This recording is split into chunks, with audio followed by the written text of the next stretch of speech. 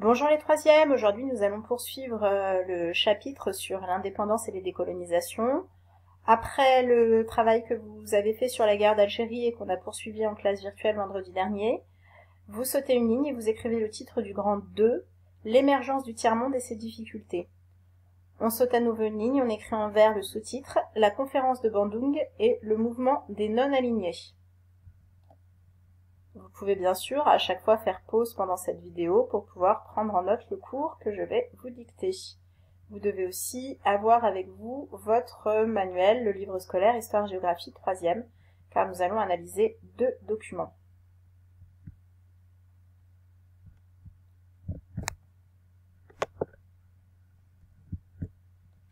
Vous pouvez noter.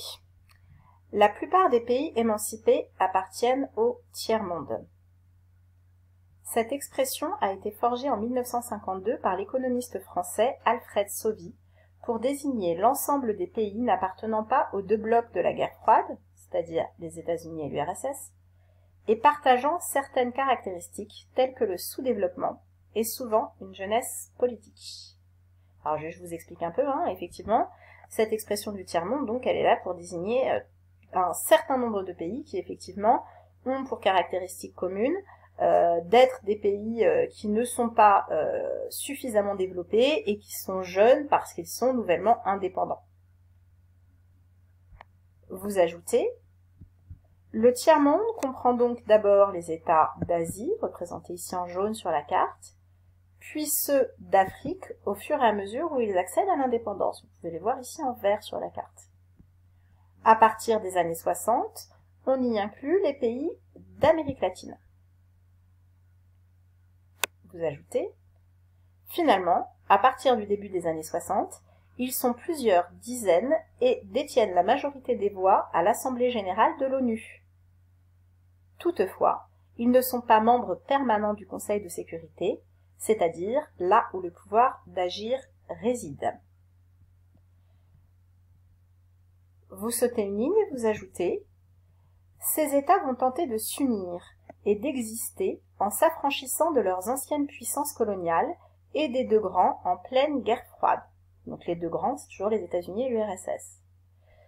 Donc cette union, elle va essayer de s'afficher, notamment dans les pays arabes, l'idée que tous ces pays du tiers-monde et encore très jeunes politiquement vont s'allier. On la voit bien sur cette affiche.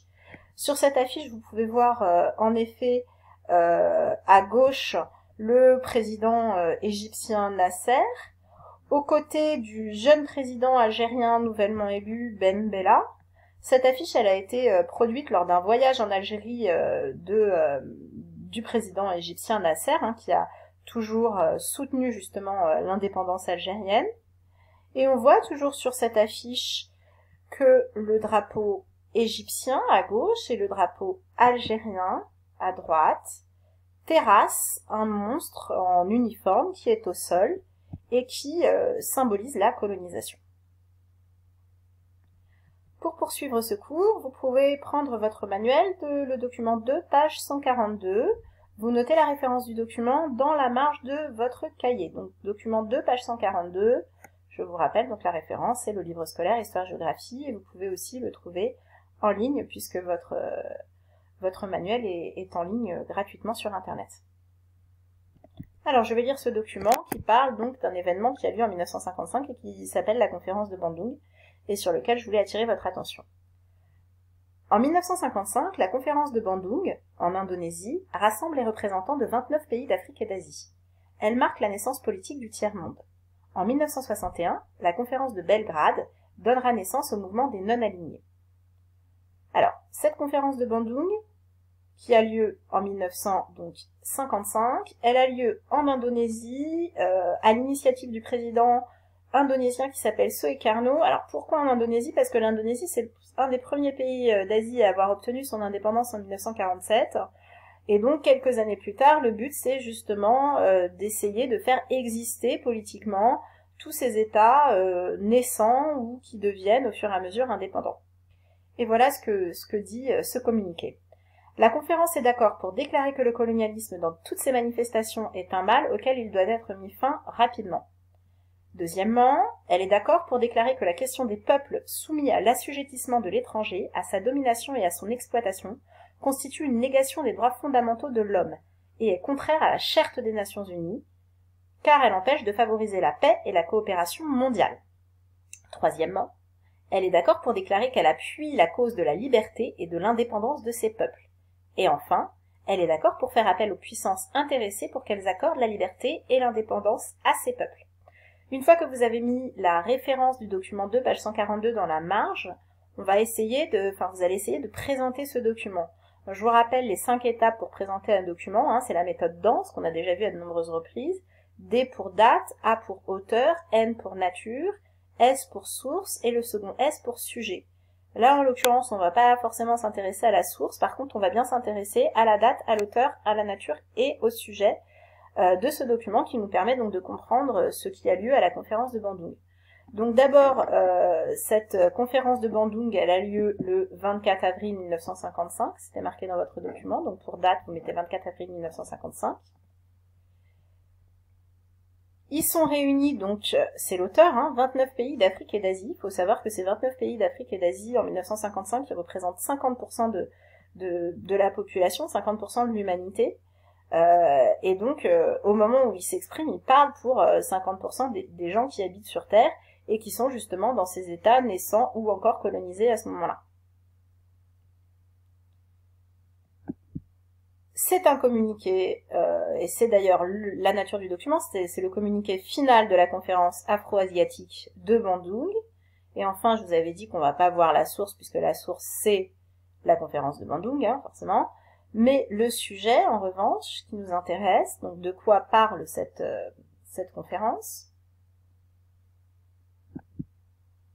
Donc le sujet est ici, la conférence de Bandung en 1955 condamne le colonialisme et réclame le soutien de l'ONU dans la lutte pour l'indépendance qui se poursuit à ce moment-là dans de nombreux pays. Une fois que vous avez noté donc date, auteur, nature et sujet pour ce document, vous sautez une ligne et on va maintenant parler de la deuxième conférence qui a lieu 6 années plus tard et qui a lieu à Belgrade, donc en Yougoslavie, qui est la conférence des non-alignés, qui va faire naître une conférence qui va faire naître le mouvement des non-alignés. Donc vous ajoutez, en sautant une ligne, une autre étape est franchie par la création, en 1961, à Belgrade, du mouvement des non-alignés, sous l'impulsion du dirigeant Tito, que vous voyez donc à droite de cette photographie, de Nehru, qui est à gauche, et de Nasser, qui est au milieu. Donc je vous rappelle, Tito, c'est à ce moment-là le dirigeant de la Yougoslavie, Nehru, lui, il est Premier ministre en Inde, et Nasser est le président de l'Égypte. Lors de cette conférence qui a lieu à Belgrade, les 25 pays qui fondent ce mouvement veulent être des acteurs de la politique internationale sans participer à l'affrontement des blocs. Donc le non-alignement, ne pas être aligné, c'est l'idée qu'on ne veut pas être aligné ni sur le modèle soviétique prôné par l'URSS, ni sur le modèle libéral prôné par les États-Unis. Donc encore une fois, une volonté d'indépendance, pas seulement par rapport aux anciennes métropoles auxquelles les colonies appartenaient, mais aussi par rapport aux deux grands, donc aux États-Unis et à l'URSS. Vous pouvez ajouter, ce mouvement est un échec, les pays non alignés sont souvent au pied du mur et doivent faire appel à l'aide des pays développés pour résoudre leurs difficultés. Or, cette aide s'accompagne, même implicitement, d'une promesse d'alliance politique. Alors, quelles sont justement les différentes difficultés auxquelles doivent faire face ces pays du tiers-monde? On va prendre maintenant, vous sautez une ligne, vous écrivez le titre du grand B, les difficultés des nouveaux États, et vous écrivez dans la marge le titre de ce document, que vous allez pouvoir lire dans votre manuel, document 4, page 143. Je vais lire le texte. Les difficultés économiques du tiers-monde. Les nouveaux États indépendants connaissent des difficultés. Ils dénoncent le pillage des matières premières du tiers-monde, l'organisation économique internationale qui entretient le sous-développement de leur pays et rejette ce que l'on appelle le néocolonialisme, c'est-à-dire que finalement, même en étant indépendants, les anciennes métropoles continuent à ponctionner les matières premières qui sont dans ces pays, et c'est ce qu'on appelle le néocolonialisme. C'est encore une exploitation économique de ces pays, malgré leur indépendance et les décolonisations. Le tiers-monde a compris qu'il devait parler d'une seule voix aux sessions de la Conférence des Nations Unies sur le commerce et le développement et dans les autres réunions consacrées aux problèmes mondiaux. Nous avons tous découvert qu'il n'y avait pas de lien, de cause à effet, entre l'ardeur au travail et la prospérité. Le système actuel a été institué par les États industrialisés pour servir leurs intérêts. Nous, le tiers-monde, nous exigeons maintenant que l'on change les systèmes qui enrichissent les riches et appauvrissent les pauvres. Cela pour rester à l'heure des autres changements intervenus dans le monde. La fin du colonialisme, les progrès de la technologie et l'aspiration nouvelle de l'humanité à l'égalité et à la dignité humaine.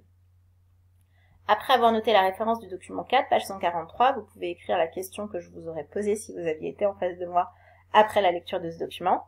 Quelles sont les nouvelles difficultés du tiers-monde qui sont proposées dans ce document? Je vais répondre tout de suite à cette question. Et vous pouvez noter la réponse. Les dirigeants des jeunes États doivent faire face à d'énormes problèmes, et notamment au manque de cadres administratifs qui laissent en plan toutes les infrastructures du pays, écoles, systèmes de santé, etc. Ils doivent également sortir leur pays du sous-développement industriel et plus généralement économique. Or, leurs efforts sont handicapés par l'explosion démographique, par le manque de capitaux, de techniques et de main-d'œuvre qualifiée. Pour faire face à ces difficultés, certains pays, comme l'Algérie, vont s'inspirer du modèle soviétique ou chinois. Mais du fait des difficultés et du manque de tradition démocratique, beaucoup de ces pays vont s'engager dans l'autoritarisme, parti unique, course aux armements, corruption, etc. On va finir, c'est la conclusion de ce chapitre. D'autre part, les populations unies contre le colonisateur ne le sont plus une fois l'indépendance obtenue. Les jeunes États doivent construire une unité nationale et il s'agit alors souvent d'unir des groupes de cultures, de langues, de religions différentes qu'opposent des siècles d'adversité. Il y a par exemple eu un conflit effectivement entre les Hutus et les Tutsis au Rwanda en 1994 et cette opposition qui a eu lieu dans ce pays, elle est due entre autres à une différence qui avait été introduite par les Belges dans leur ancienne colonie rwandaise entre les Hutus et les Tutsis. Pour accélérer la naissance d'un sentiment national, les dirigeants vont souvent chercher à développer un nationalisme fondé sur le rejet de l'étranger. Et il faut reconnaître que cela fonctionne souvent comme ce sera le cas en Inde et au Pakistan. Cela permet de diminuer le risque de guerre civile, mais le revers de la médaille est que cela conduit souvent à des conflits frontaliers. Inde contre Pakistan dès 1971 à propos de la province du Cachemire, ou la Libye contre le Tchad. Et donc la phrase finale. Au-delà des difficultés économiques, ces pays doivent aujourd'hui souvent faire face à la violence. Voilà, c'est la fin de ce cours sur les décolonisations et pour la séance suivante, je vous demanderai de travailler un autre chapitre. De toute façon, je vous envoie le résumé du travail à faire pour la semaine prochaine. Merci beaucoup.